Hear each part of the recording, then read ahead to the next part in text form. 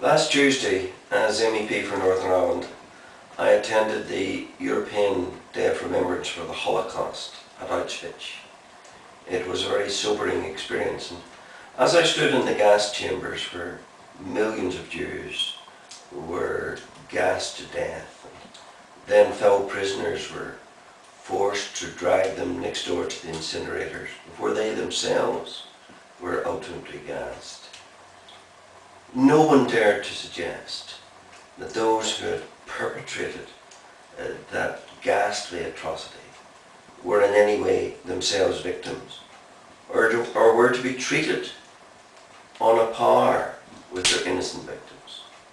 The next morning, I stood in the Europa Hotel in Belfast, and I heard that atrocious obscenity expounded by the Eames-Bradley Commission. That those, for example, who had bombed Brazil's chip shop on the Schenko Road, and where one bomber happily lost his life because that was his just desert, but that he was equal.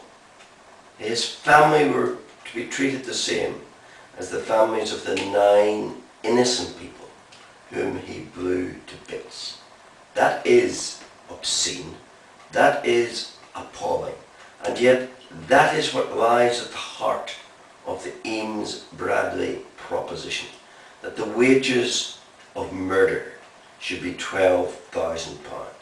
That proposition itself, of course, taints the entire report, but there's much else within it which is utterly unacceptable as well.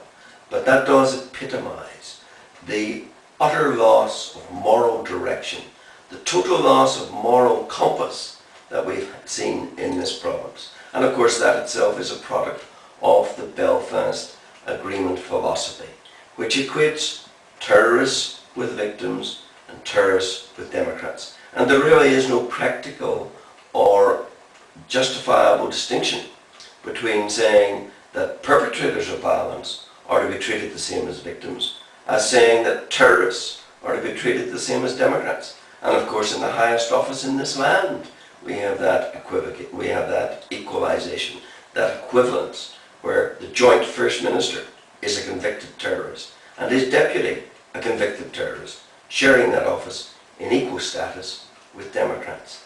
And that, of course, is the entire disgusting, utterly undemocratic, unacceptable, immoral philosophy that underlies Belfast Agreement devolution and Belfast Agreement manifestations, such as the Eames-Bradley report.